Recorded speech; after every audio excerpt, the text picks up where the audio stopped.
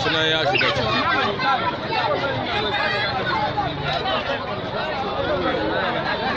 lallai gashi nan ciki gane shi to sannu ba rayin gamba ba da Allah kuma yan barku jama'a cikin wannan da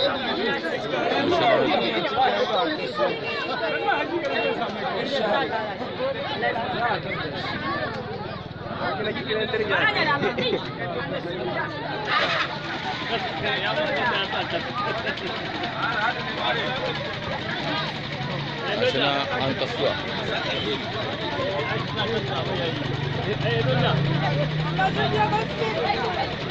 in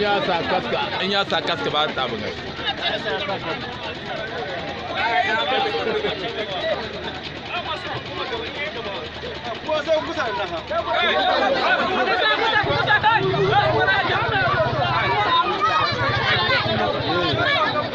ina ganin shi gashi nan